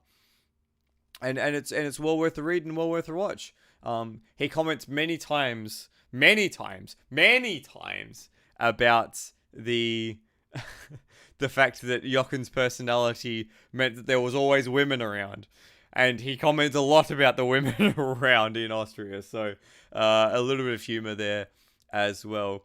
Of course, nowadays he's known mostly as the head of the Red Bull driver development program, and as much as you can criticize how that program operates in terms of favoritism, in terms of the driver ladder, etc., etc., etc., you cannot criticize the quality of drivers that they have given opportunities to and what those drivers have managed to achieve. As I made mention in that feature, you have multiple Grand Prix winners, you have Le Mans winners, you have Formula E champions, you've got a quarter more of the grid, the current F1 grid, who have come through the Red Bull driver development program. And something I've only found out while doing that feature, Craig Lowndes raced for RSM Marco when he was over in Europe, so he was a part of the proto driver development program that Marco was running before Red Bull got involved. And that was, of course, the year that he got thoroughly mentally dismantled by a young Juan Pablo Montoya, who, again, very successful Formula One driver, arguably should have had a championship, went to IndyCar, went to NASCAR, has done incredible things. So you can criticize how that program is run all you want, but you definitely cannot criticize the fact that that program gets results and gets these drivers into a position wherein they can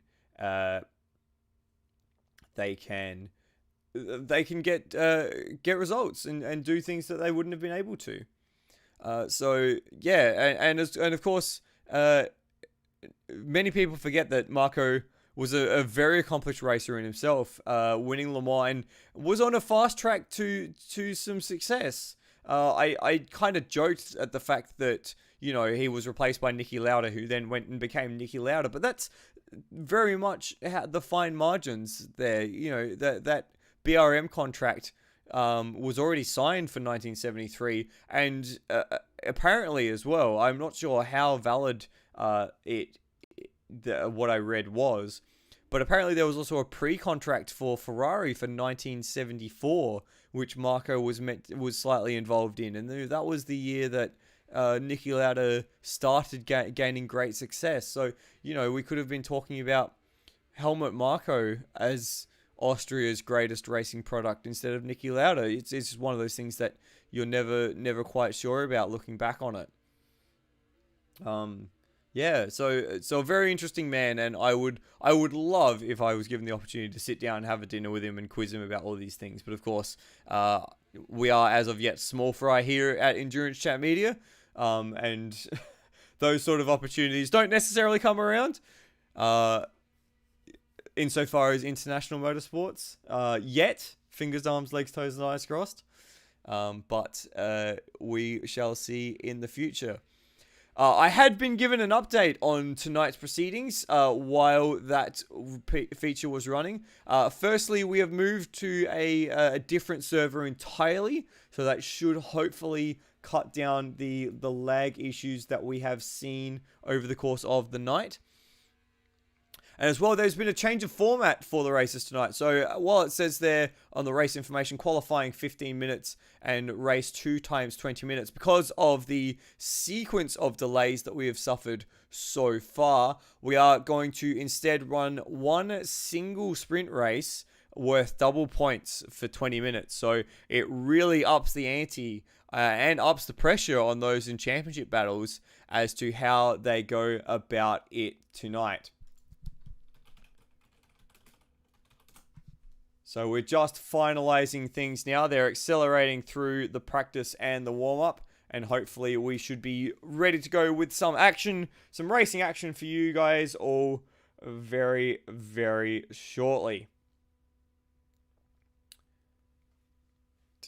In the meantime, let's have just a quick reminder of those championship battles with the double points. Cracker basically just needs to finish tonight to oust Steve Bolger and take home the championship in Class A.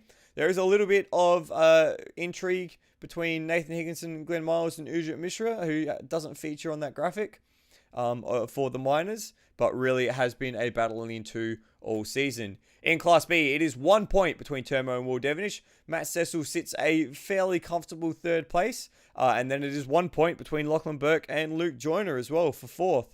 So plenty to play for in Class B, which has been the most subscribed class for the entire season. And I got to say, well done to the guys at MHRT for getting to most races and those in the 4 GTs as well. It's really added an additional aspect to have such a strong showing in Class B.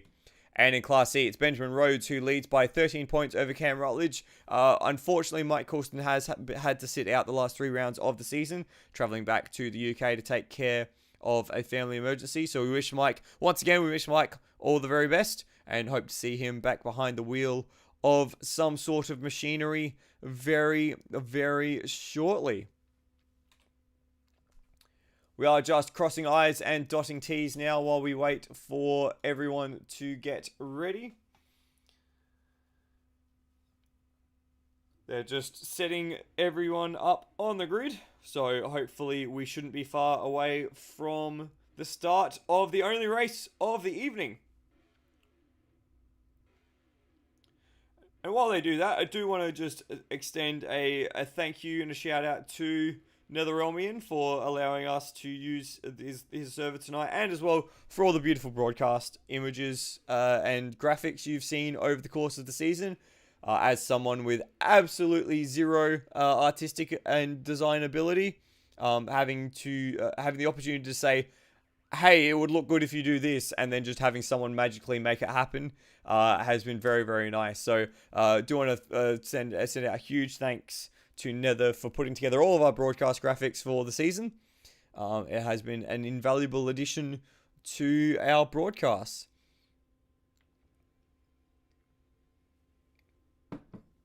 It looks like we are finally ready to go racing here tonight.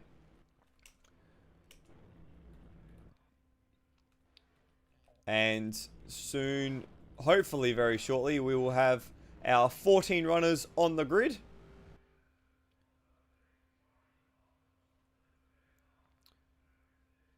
And it looks like they're just messing around with some of the times as well, just to make sure that everything goes hunky-dory. Actually, they just had a dropout. Ujit Mishra, just as they were about to start, dropped from the server. So they'll probably try and get Ujit back in.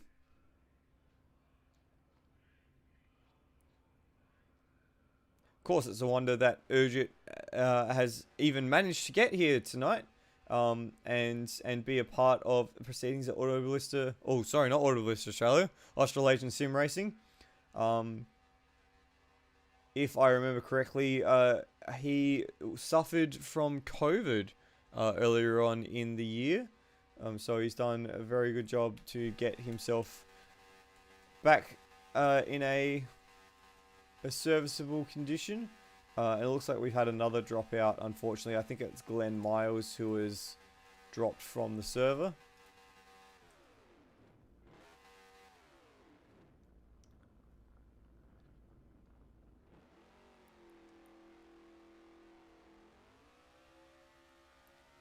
While they're sorting that out, I can extend a few more thank yous to the admin group. Mike, Brock, who we haven't seen since race 1, but did put together this mod, so thank you very much, Brock. Will and Rhodey, they've done worked very, very hard behind the scenes in order to put this together, particularly Brock in making the mod. It's been a shame that he hasn't been able to race too much of it, but organising the calendar, organising entries, getting all the classes set up, and liveries. It's been a really, really cool mod to be a part of, and to have the opportunity to share the stories, and to be given the freedom to do that, and to be given the freedom to get other people involved to do that as well. Particularly our friend at Endurance Chat, Austin, who was tasked with making a feature for tonight, but unfortunately life got in the way. And as it happened, we wouldn't have had the space for a second feature tonight. So that was meant to be on Joachim Bonnier, another driver who unfortunately met their fate in the French countryside on the streets of La Sarthe. Hopefully when that gets finished, we can put that up on our YouTube channel, which of course you're watching right now. And if you haven't seen, we've gotten all the features that we've made throughout the season. They have been up there, uploaded as playlists, so you can go back and revisit them at any time. We do have one more, of course, for the finale, and it's going to be a big one. And if I am willing to take guesses on who the feature for next week will be, because it is probably the biggest name in sports cars and in motorsport for the time period. So keep that in mind. If you want to submit your guesses, either do it as a comment on this video or PM me in Discord or whatever. But it looks like we are finally ready to get away for tonight's race. Remember the changes in format. It is now a single double point sprint race for tonight. And let's go through the grid. And leading us away will be Cracker, the Wildcat 917. He's all but secured the championship without Steve Bolger here. The only thing that might derail it is a DNF, so fingers crossed that is not what we see for Cracker this evening. Nathan Higginson starts from second place in the Lola T70. Let's hope that he can put in a good, consistent result for tonight. Turbo starts from third, and the Class B pole sitter. He is engaged in, of course, a championship battle with Will Devonish, who will start at the back of the field. Urgent Mishra returns to the series. He starts from 4th in the Wildcat 512. Luke Joyner starts from 5th in the second of the MHRT 312s. And he has Matt Cecil for company on row 3. Scott Murrell is the Class C pole sitter out of 7th place. And he has Steve Warwick, debutant for TCAC tonight in the Auto Delta Alfa Romeo 33/3. Cam Rutledge starts out of 9th, 13 points behind championship leader Rhodey, who starts next to him on the grid in 10th position. Brian Walsh will start from 11th in the Wildcat GT40, and he has great mate Glenn Miles for company. Glenn Miles running the Lola in Class A. Lachlan Burke's made his way into the server to start from 13th, again bolstering up Class B's numbers. And Will Devonish will start from the rear of the field, hoping to do what he does best, that is sight through the field and possibly take a race win. 14 cars, 4 Class A machines, 3 Class C machines, and half the field of Class B. It is a very impressive grid, and hopefully after all the delays, it will be a very impressive race. You can just see the grid forming up now in the background of this Mendig Flugplatz. Mendig Airfield. The penultimate round of TCAC Le Mans Retro. It's just moments away. 5 lights. And they're out. And we're away. And it's a great start from Scott Morrill in the middle. But Cracker is the one off the front row who gets the better start. And he goes around the outside to wrap into turn 1. Ujit Mishra was very, very tight on entry there. But Nathan Higginson dives his way around the outside into turn 2. Takes the lead. We've got a car off in the background. That's Glenn Miles. It looks like he's just had a bit of a spin. As they go side by side almost into the first sector of corners. It is Higginson from Cracker, Termo, Ujit Mishra, Luke Joyner, and Steve Warwick is your top 6.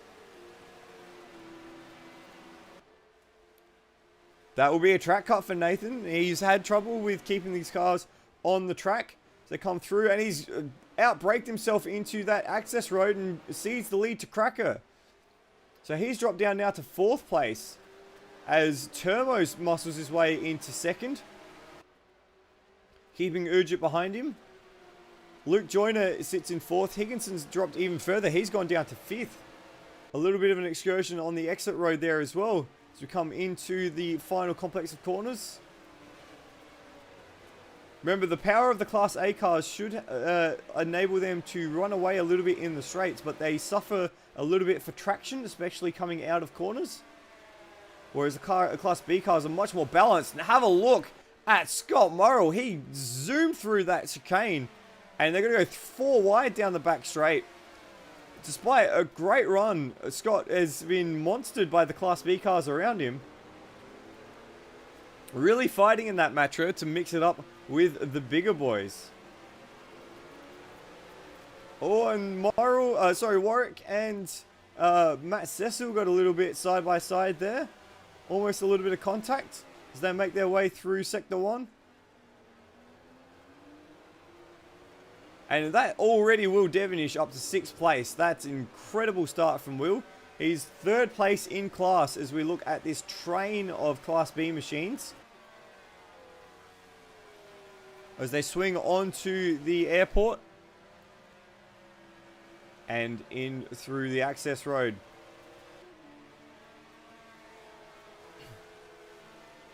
Will is terrorizing the rear of Luke Joyner's 312. In fact, I don't think it will be too long till he looks to shape up to make a pass, in fact. Actually.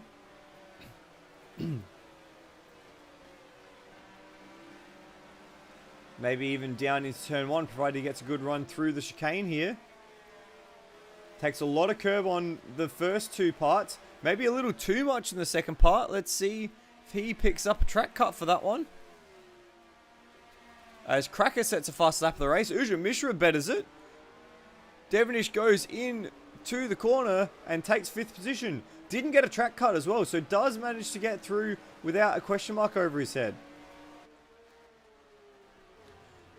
I'm just coming back up the field to check out Mishra, who set the fastest lap of the race last lap around, a 26.2 on lap 2. Fastest of all the top group of cars, but now Cracker seems to have found something. A 19.3 for Cracker in the first sector. Really starts to wind the pace up, and he's broken out to a 2-second lead already.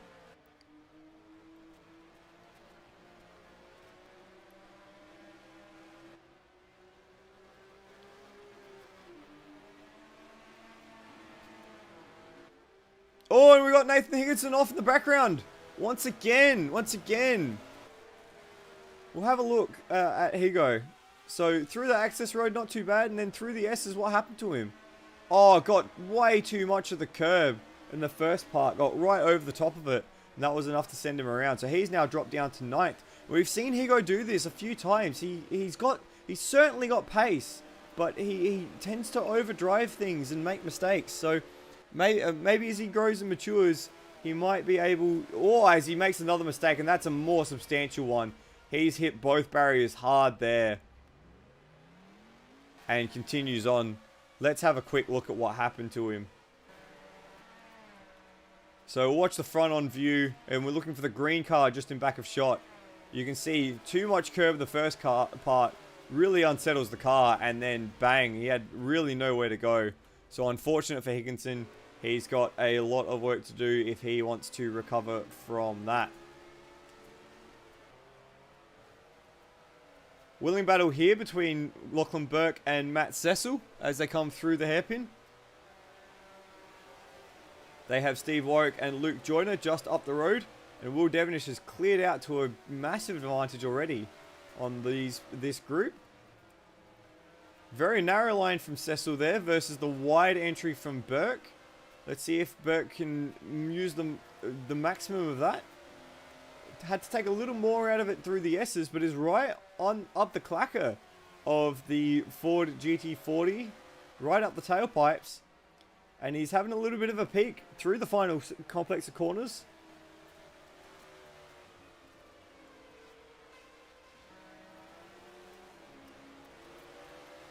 Doesn't quite get it done there.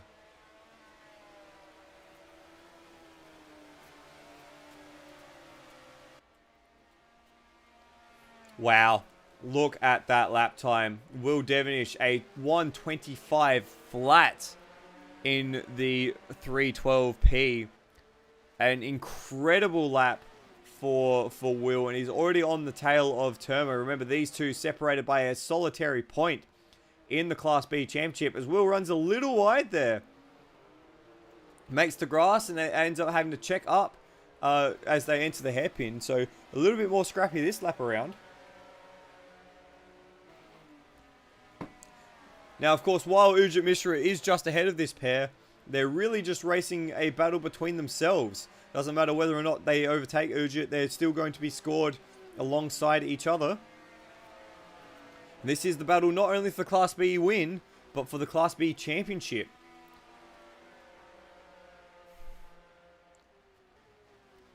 I agree with that, Rossi. We've got Brendan Ross in the live chat. Firstly, why aren't you out here racing tonight, Rossi? Come on, lift your game. As Terma runs wide in the penultimate corner, and that cedes position to Devonish. So Devonish now into 3rd, but more importantly, into the Class B lead.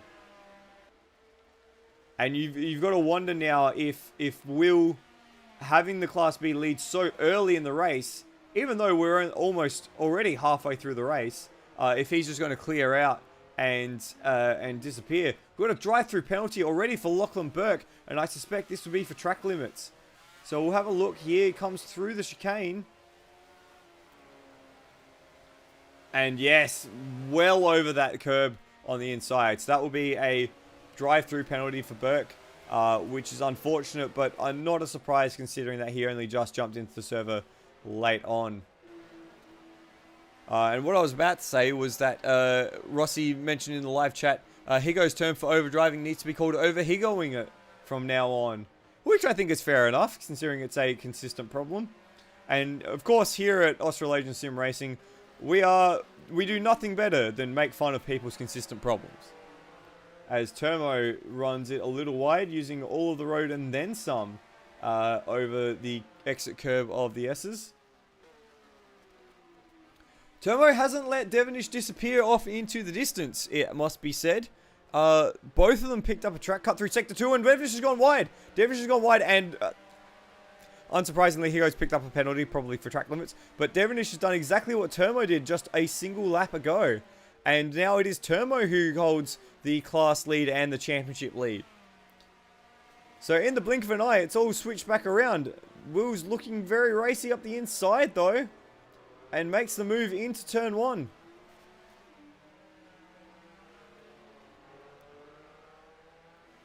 This pair has seen some cracking battles this season so far, looking back all the way even to Monza, where it was a last lap slipstream battle to the line, which Turmo took victory in. And then again at Brands Hatch, where this pair, along with Leonard Gersel for a spell and Lewis Wedding, went toe to toe to toe for the entire second half of the race. It was a really good spell of racing, a really good exhibition of what these guys can do. And there's a Mishra. He's gone wide and come back onto the circuit and collected Will Devonish. And luckily enough, Devonish managed to just wear the punt and keep going. But it's a big, big mistake from Urgit. And he has to step out of the way and let Luke Joyner pass. Let's see what happened. And you could see him get absolutely crossed up on entry. Maybe he just went a little too deep and then got a wheel on the grass. He actually collected both Turmo and Will.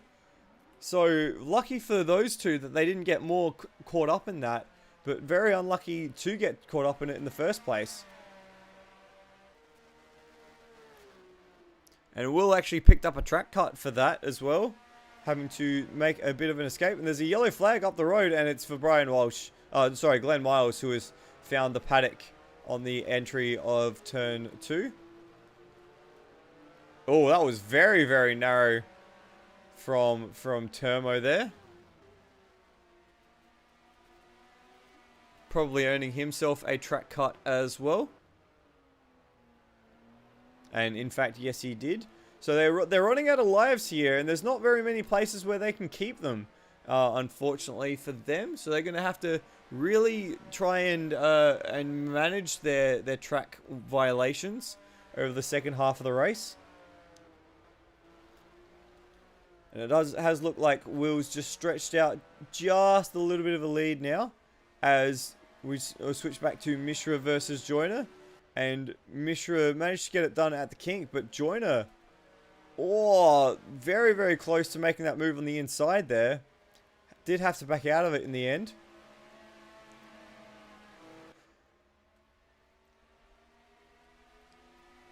These guys are scrapping over 4th overall, but it is still 2nd in class for Mishra and 3rd in class for Luke.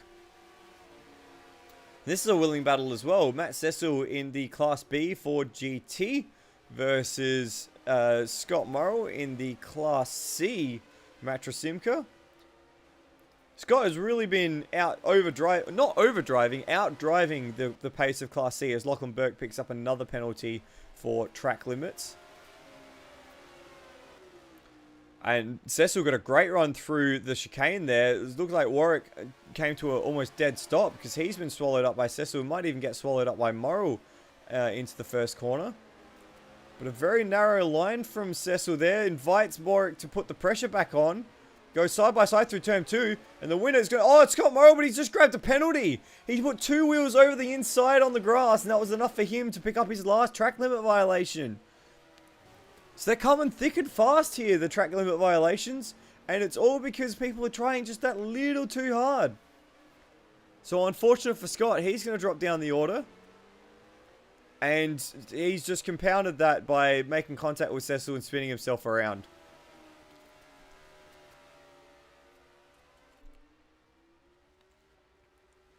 Here is the Lola of Higginson. He has a drive-through penalty to take as well. And then Cam Rutledge. He really needs Scott Morrow to slot in between him and Rhodey in order to maximize the points haul he can take ahead of his teammate and championship rival. Because even though Rhodey is 3 positions down on Rutledge, he will still be scored as 3rd in Class C. So it's not really the points haul that he would be hoping for. Oh, sorry, that Rutledge would be hoping for. But with 6 minutes left, here is our race leader. Cracker has had the race basically to himself since that first lap. After Higo's mistake, he has been nigh on untouchable out the front. And it is a drive deserving of a championship. Which he will take with a win in this race, provided, of course, he does win this race.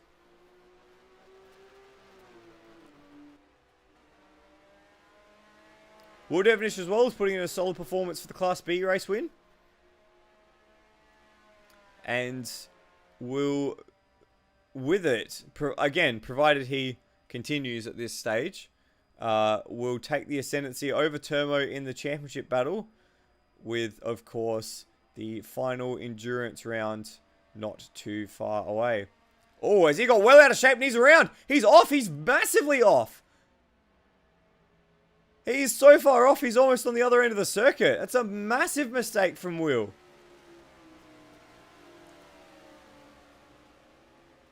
And he's very lucky there. Very lucky that he didn't end up getting disqualified for making it to the other part of the track and heading in the wrong direction. So a huge mistake from Will. He's lost 14, 15 seconds on that lap compared to where he was. And with 5 minutes left, I'm not sure that there's enough time for him to get back onto it. Let's see if we can go back and have a look at the replay. What I'm going to do is I'm actually going to quickly just scroll.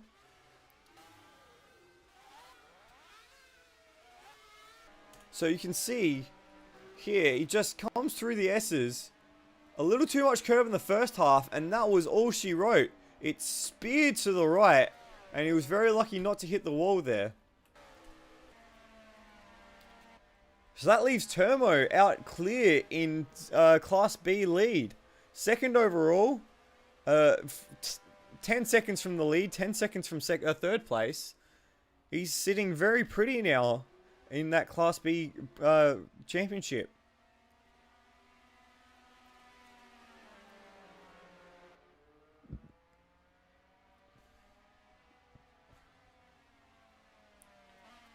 Will has gotten back on track and has gotten back up to speed, but it is still a 12-second gap to Turmo out in front. For Class B honours, of course. And he's really pounding those curves in that last sector. He's not giving them any leeway at all. This is the closest battle out on track at the moment. Steve Warwick versus Matt Cecil. This is for 6th overall and 4th in Class B, so not quite on the podium. Warwick doesn't seem to have as much confidence coming through the curbs on the final chicane as Cecil does, and Cecil wraps around the outside, is a little braver under brakes, and will once again take 6th place.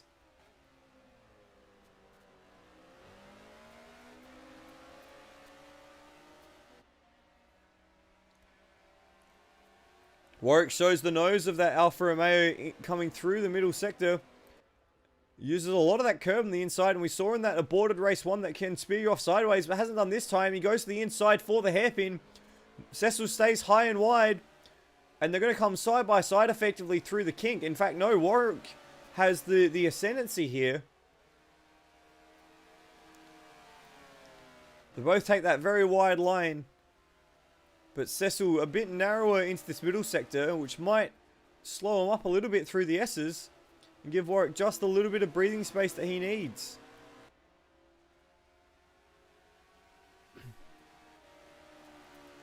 Half a second he's managed to eke out now. And just a little further back, we have this battle for Class C lead.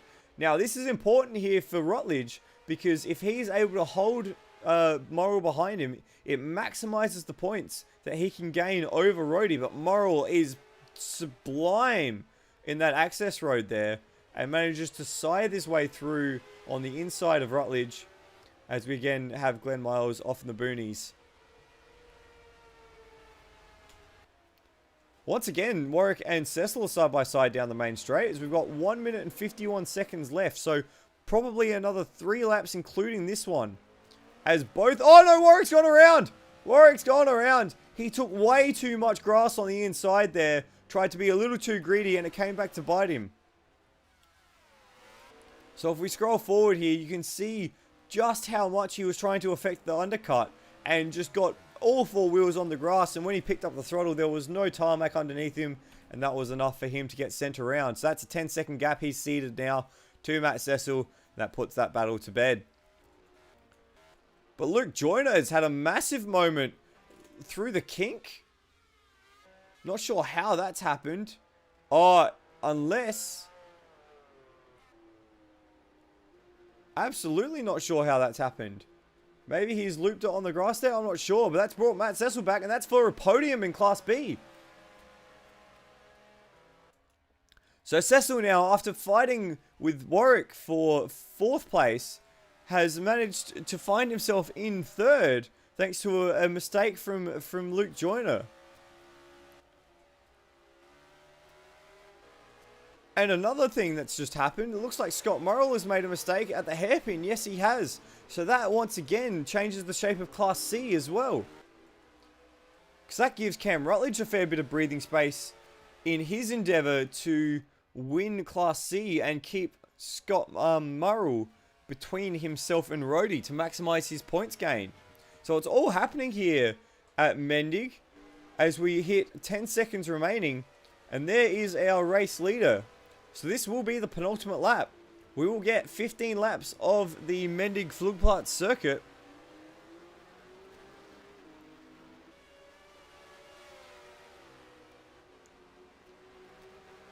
And we'll try and keep abreast of everything as it happens across the course of the last lap. But here we go. For the Class A Championship, Cracker starts the last lap of the race. He has about a 10-second lead, a 12-second lead over Termo for 2nd. And then here is the battle for 3rd. Will Devonish and Ujit Mishra. You can see Will using every bit of curb in the middle part of that chicane there. We've got a yellow flag out on circuit there. I'm fairly certain that's for Glenn Miles, who has since been disqualified. So that wouldn't surprise me too much. But it might have been for Nathan Higginson, who was off at turn 1. Brian Walsh has picked up a penalty as well. That would be for track limits. There's Matt Cecil. He's down in 5th place. 3rd in Class B. So another great run for Matt. And then he's got Luke Joyner hot on his heels. It's only a 1.5 seconds as they start their last lap. Steve Warwick is a little further back. Then it's Lachlan Burke recovering from that earlier drive-through. Cam Rutledge is holding Class C lead. And he has Scott Morrill only 5 seconds behind. So that's a very thrilling battle for them two. Brian Walsh has a drive-through to take, as does Nathan Nathan Higginson has taken a drive-through. Rhodey has a little bit of work to do. But it has been all about this man tonight. Cracker has been untouchable from the drop of the green flag. Comes through the final chicane and he will take a double points victory in the Mendig sprint race. And with it, the Class A championship for TCAC Le Mans Retro. Congratulations, Cracker. Well won championship. Termo maintains his lead for the Class B championship with another great victory.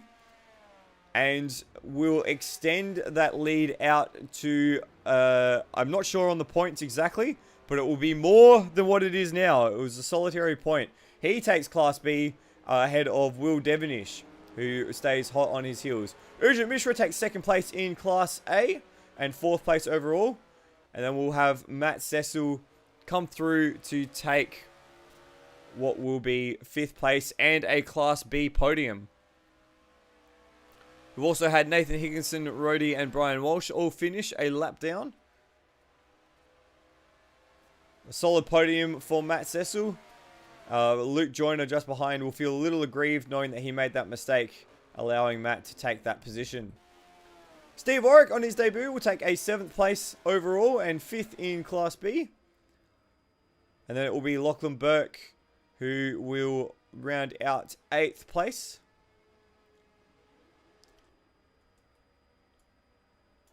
So here's Berkey coming through the final straight.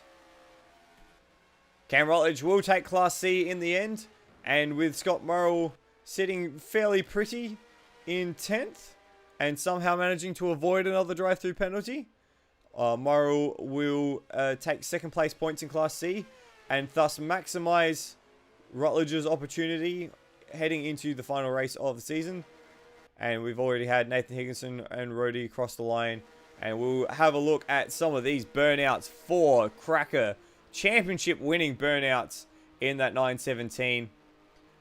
He has been helped by a few non-appearances for Steve Bolger, but that is all irrelevant at this end of the season. He has been the most consistent performer throughout the season and has taken yet another victory and a very, very well-earned championship for Cracker. While he finishes his celebrations, we'll catch up with some of the other class winners. And we'll start with Cam Rutledge. Cam, congratulations on winning Class C. And more importantly, well done on squeezing Scott Murrell in between yourself and Rhodey to maximise your chance of the Class C championship next time out. How was that race for you?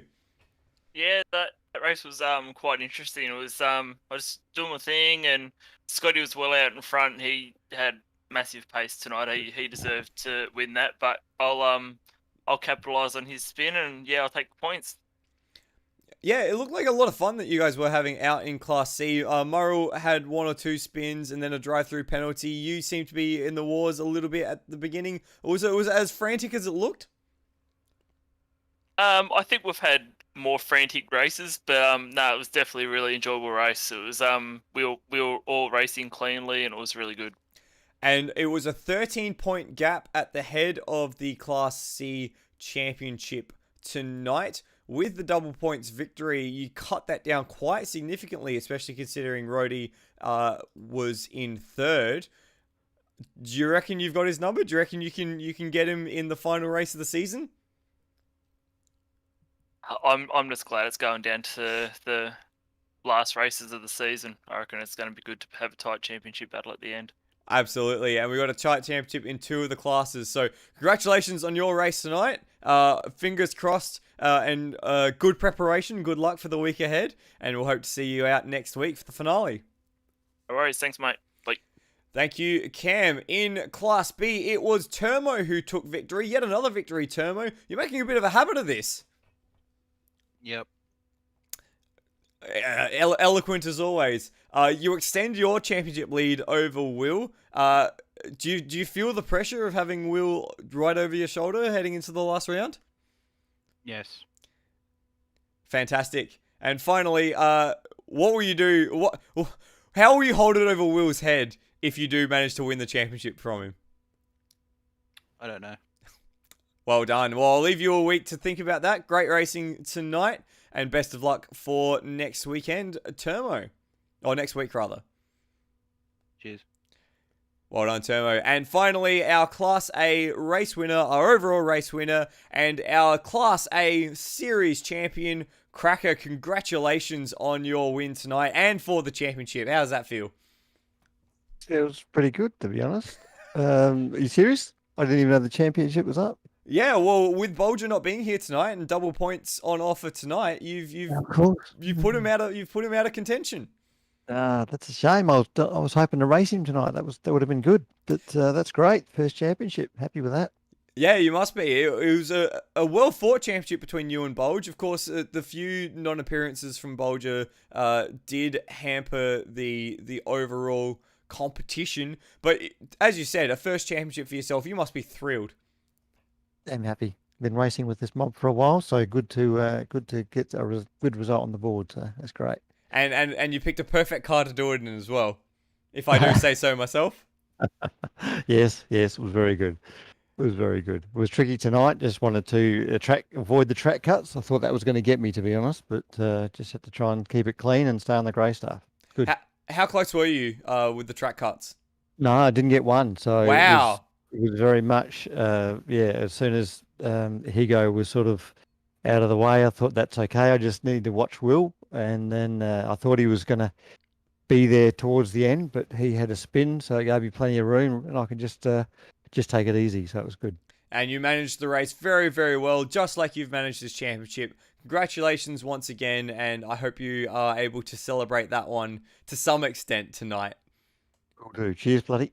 No problems. Congratulations to Cracker. Congratulations to Termo as well, and to Cam. And thank you to everyone who joined us tonight. Thank you, of course, to Nether, who on very short notice put together the server for us. We have one round of the championship remaining. That will be next week. I will just double check that because I don't want to sell you guys up the river as much as me.